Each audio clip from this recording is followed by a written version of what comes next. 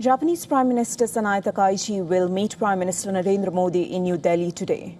The three-day visit of the Japanese Prime Minister is expected to strengthen the special strategic and global partnership between India and Japan, with a special focus on India's northeast region. Just before she arrived in New Delhi, she called India an indispensable partner in advancing her updated, free and open Indo-Pacific vision. That language matters because indispensable is diplomatic code for we need you now.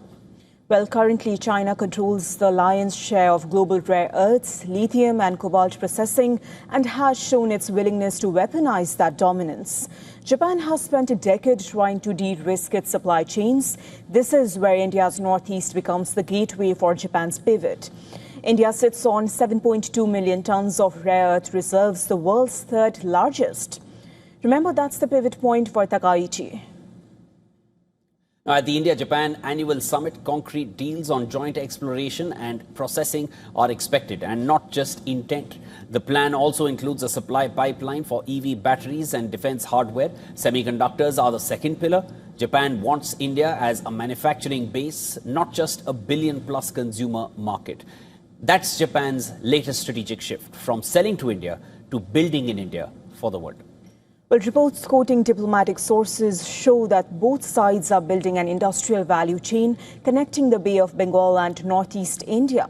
So that plan potentially turns the historically underdeveloped frontier into a critical minerals and manufacturing corridor. This is the new geoeconomics. The numbers back the intent. About 1,400 Japanese companies operate in India, nearly half in manufacturing. So bilateral trade hit $27.5 billion in fiscal year 2025-26, with Japanese investment of $3.2 billion between April and December 2025 alone. Expect Takaichi's visit to produce a joint statement on economic security and a separate declaration on AI cooperation, alongside MOUs on batteries, pharma and critical minerals.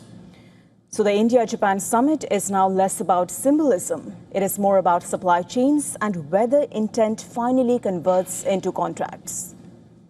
There's more on this on the Japanese Prime Minister's visit from our Assistant Editor Foreign Affairs, Siddhant Sibal, who sent us this report.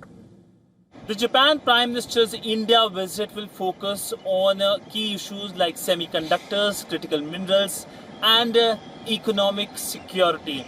Big ticket MOUs are expected, and a big focus is expected also on AI.